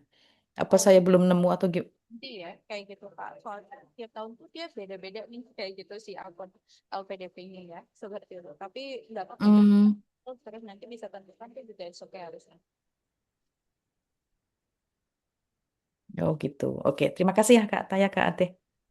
Terima kasih Kak Anissa. Kak, mungkin aku mau nambahin sedikit Kak terkait deposit tadi untuk ke Warwick. Mm. Jadi kalau misalnya deposit, Kak Anissa itu bisa bayarnya nanti aja Kak kalau udah secure scholarship-nya. Jadi Kakak nggak perlu bayar deposit apapun di awal. Untuk Buat family, deposit buat family. buat ke kampus kan maksudnya? Ke kampus atau ke visa Kak? Bukan ke visa buat buat buat apply Oh, visa karena kan sorry. kami berlima ya. Jadi Iya benar. Kalau visa no nggak no bisa no bukan nanti. bukan ke Nah, kampus. iya. Kalau kampus bisa Iya, bisa kan nanti. harus Yes, harus di awal memang iya, kalau soalnya visa. ini ke ini. Yes. Iya, ada itu Oke. yang ini agak ini kalau Ya, Finland itu lebih murah. lumayan banyak. Betul, kalau UK lumayan berat Iya. di situ ya, Kak, kalau bawa family. Betul. Iya. Oke. Oke, terima kasih. Sama, Kak. Thank you so much. Okay, guys, we have actually a little bit over time karena harus selesai di jam 20.30. But then we still have a lot of questions. Nah, tapi nggak apa-apa teman-teman. Nanti kalau misalnya teman-teman mau diskusi lebih banyak untuk pertanyaan-pertanyaan terkait LPDP-nya, boleh banget nanti tanya-tanya aja ke tim kita. Tadi saya udah sempat um, share juga barcode-nya, or if you have any questions, boleh main-main ke website kita dan hubungi kontak person yang ada di website kita atau di Instagram. So we'll be happy to answer all of your questions. So before I close the session, maybe let's take a picture together. Mungkin bisa kita foto bareng, teman-teman. Sedikit. Oke. Alright. Kita foto sebentar ya, teman-teman. Oke, boleh dinyalakan kameranya sebentar. Okay, so thank you so much. So, okay, I'm going to count 1 to 3. Okay, 1, 2, 3. Boleh bebas. Oke, sekali lagi. 1, 2, 3. Thank you so much everyone. So we wish you all the best untuk LPDP preparation-nya. Thank you juga Kak Taya sudah join di sesi malam ini. And we will see you again next time. Once again, thank you. And if you guys have any questions, feel free to message us. Then, yeah, see you on the next session. Terima kasih banyak semuanya. Selamat malam. Thank you guys. Thank you, Kak. Thank you semuanya.